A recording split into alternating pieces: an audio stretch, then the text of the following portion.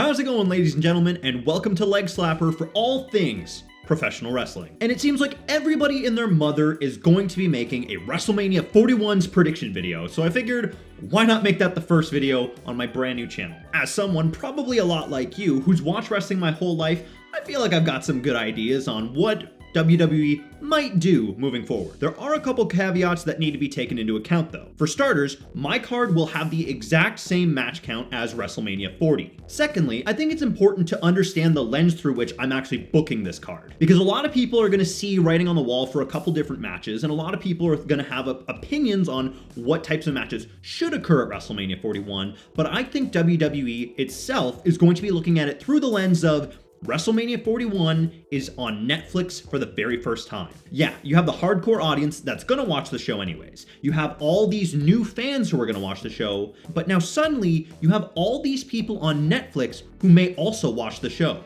What this means is you have the potential for the most viewed WrestleMania of all time this year. And with that comes a couple things that you need to keep in mind. First and foremost, I think the whole guiding principle of WrestleMania 41 will be, this is the show out WrestleMania.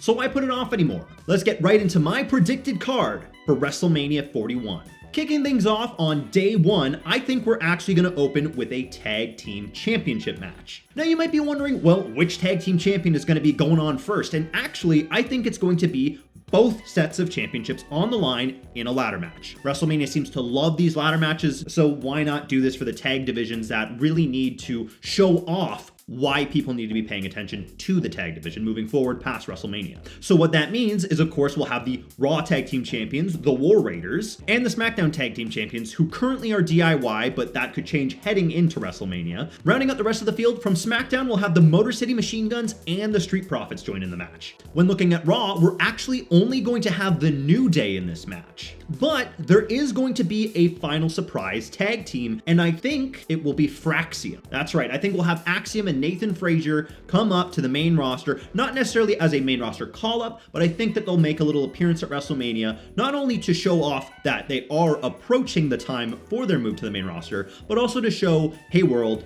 there's NXT too, and NXT is damn good. Let them put on a banger of a match. Absolutely, it should be a car wreck for sure, like all these ladder matches seem to be. But in the end, I would actually walk away with two heel teams being the new SmackDown and Raw Tag Team Champions, with the Street Profits as the SmackDown Tag Team Champions, if they haven't already won them by that point. And then over on Raw, the New Day will become the Tag Team Champions. Now, if you're like me, you are not really interested in Drew McIntyre versus Damian Priest, and there probably isn't much that WWE can do to actually get you interested in that match. But unfortunately, it's going to go on next. Now, you can really do whatever you want with this match. It does seem like it's going to be a singles match, so, whether it's going to get a stipulation or just be a normal singles match, I think what you want here is you want both guys to look strong, but I think you want Drew McIntyre coming out the winner, especially with a face Roman Reigns. A heel Drew McIntyre is a very interesting character. And that's without even mentioning Drew McIntyre versus Cody Rhodes as a possibility. After that match, I think we'll have Chelsea Green out for a small little segment, and I don't think she'll have an actual advertised match heading into WrestleMania 41, but I think she'll want to come out and address her people, right? She's doing the whole America shtick, have the authority figure of your choice come on out and be like, hey Chelsea, by the way, actually you do have a match tonight, and this match is actually going to be an impromptu Women's United States Championship scramble match. That sort of thing puts Chelsea in a lot of jeopardy, but who would she be up against? Well, of course, why not throw in Zelina Vega and Michin right off the bat? These are two people that she's been feuding with off and on, and I think they'll both be good in a multi-woman match. Up next, I think we're gonna have another NXT call-up in Sol Ruca, who actually has the opportunity to become the Women's United States Champion, I believe next week on NXT. Much like Fraxium, bringing up Sol Ruca is a really good idea because it shows the world a very, very, very good woman from the NXT division who, again, is approaching her time to move to the main roster. Again,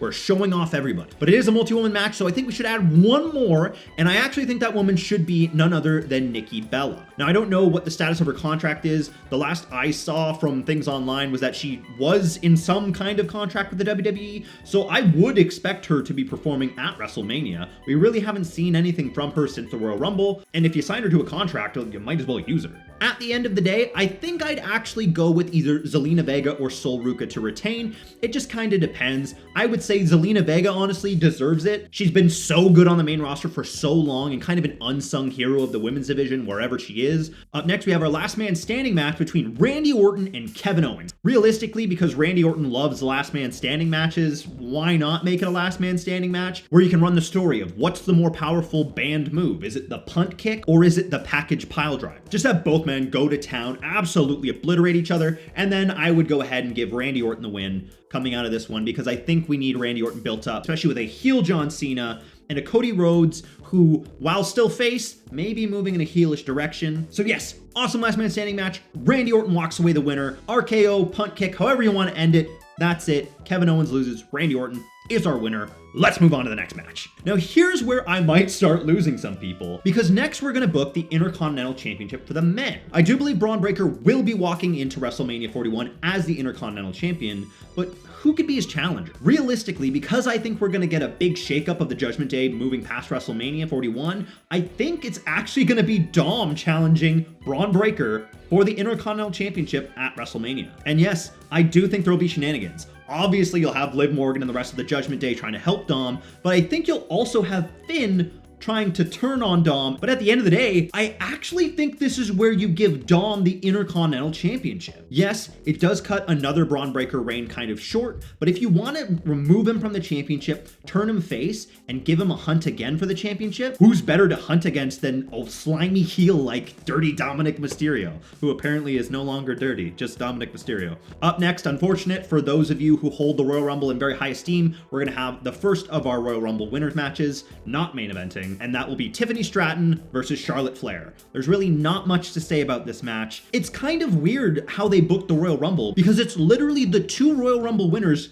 who I'm least excited to see at WrestleMania 41. There's just not much to say about this match. Either woman could go over.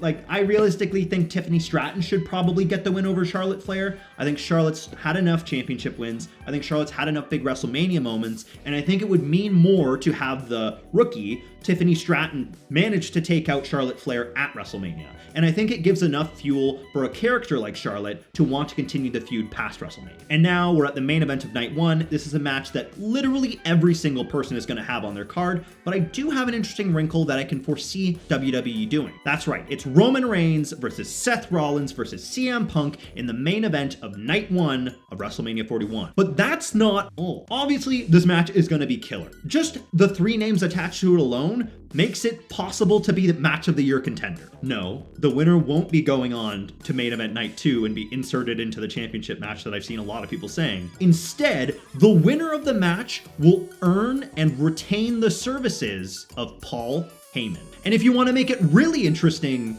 you actually have Seth Rollins be the one to introduce this stipulation to the match. At the end of the day, stipulations don't really matter that much. Pretty much everybody is predicting the same winner of this match, that being CM Punk. That's the end of night one of WrestleMania 41. CM Punk is standing tall and is now the only Paul Heyman guy.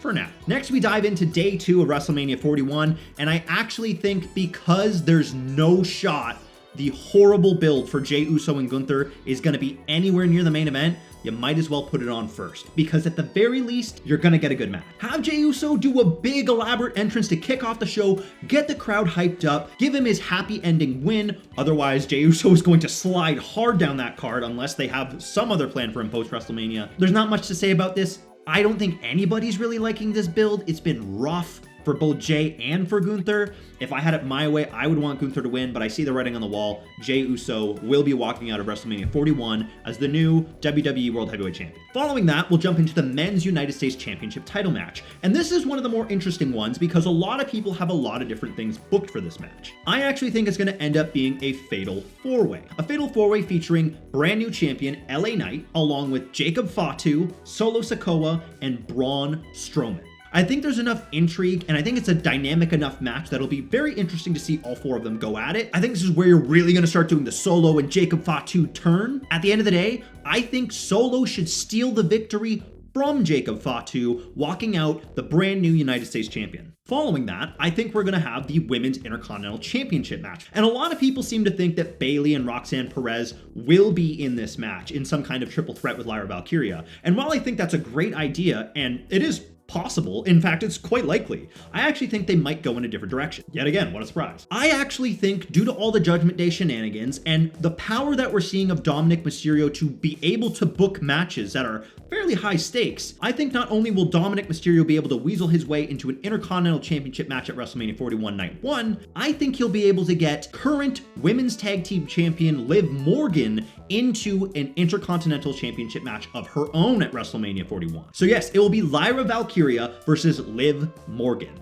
And I think Liv Morgan walks out as the champion. I think this is going to be our first example of a main eventer slowly sliding back a little bit to help elevate the mid-card titles that the women's mid-card titles desperately need. In fact, a lot of people are just assuming that the women's mid-card titles might miss WrestleMania, which would be crazy considering you just introduced them. Anyways, yes, I think Liv Morgan walks out the new women's Intercontinental Champion, but I think things get a little weird before she's able to get out of the arena. Believe it or not, we need something for Alexa Bliss to do, and because the women's tag division is really kinda non-existent at the moment, I literally cannot think of a single active women's tag team that I've seen that can really challenge for them. Basically what I would do is I would have Liv Morgan celebrating and suddenly the lights go out because the Wyatt Six have arrived. I would have the Wyatt Six come out and make it look like they're going after Dom. But no, not quite. Just before they kind of close in on Dom, I think Alexa Bliss's music will hit. I think she'll come out, and I think she'll have a bit of a standoff,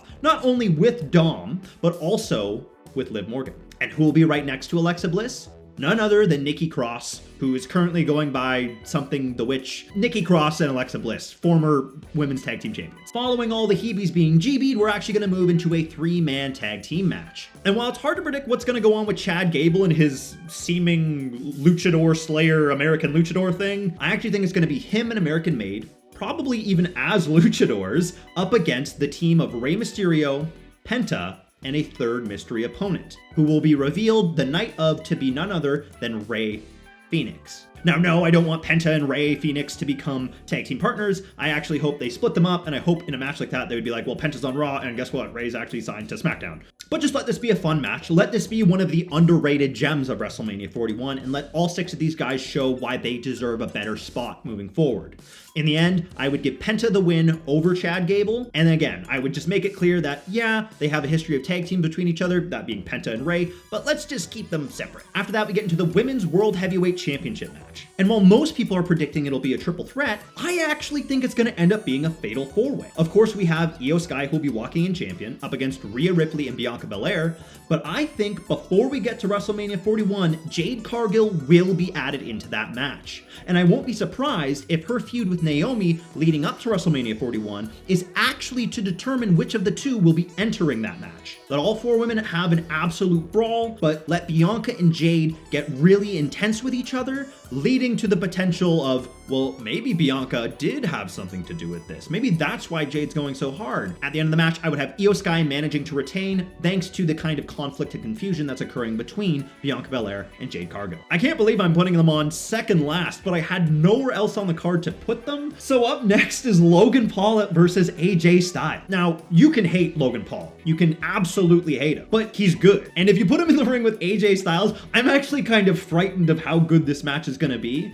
Not because I think Logan Paul is going to have a 5-star match, but because I think AJ Styles is so good that he will get the best out of Logan Paul in the ring. And I know it sounds kind of crazy, but I think Logan Paul should actually win this match. Look, I think he just needs a high-profile win, and AJ Styles is in the part of his career now where losses don't really matter. He's kind of like Kevin Owens in a way, I guess currently like the babyface version, where Kevin Owens can lose every single match and still be considered a significant threat to the World Championship. And the same is true for AJ Styles. So yeah, let Logan Paul win, why not? I think there's more you can do moving forward, and I think AJ Styles would have no issue recovering from it. And if you want to build Logan Paul up, if he's going to actually be working full-time for the WWE, well, then you need to put notches in his belt. And finally, we get to the undisputed WWE Championship match between John Cena and Cody Rhodes. I was about to say this might be the most split crowd of the night, but I actually think this probably will be the most split crowd of the night because in the triple threat main event of night 1, you have 3 different guys to root for. I think this match needs to be excellent, and I think we need to see a new moveset from John Cena, and I actually think we need to see a couple new tricks from Cody Rhodes.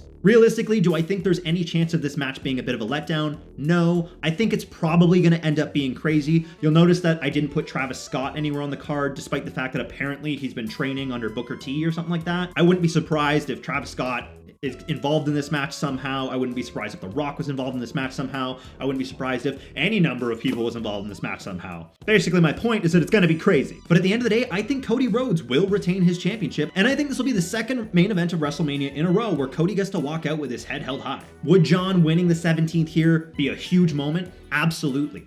Would it be an even bigger moment later on? Yeah, I think it would be a much bigger deal to have John Cena have to scratch and claw even more than to just simply give it to him because it's WrestleMania. If you want the big ovation for John Cena when he wins the 17th, you don't want it to be when he's a bad guy at WrestleMania. You want it to be when he's back to being a good guy and is back to understanding his old mantra of hustle, loyalty, and respect. So yeah, Cody retains because I want to see Randy Orton versus Cody Rhodes at SummerSlam for the title, and you can't change my mind. But that's it. That is what I think the WWE is going to do with WrestleMania 41. Now, am I wrong? I mean, probably. I could be wrong as early as next Monday, I believe, because I think on the next episode of Raw, we have Raquel Rodriguez versus Lyra Valkyria for the Intercontinental Championship. What if they put on Raquel? Then I guess my plans are changed. But that's what's so great about the WWE right now is it's unpredictable. Nobody really knows what's going on.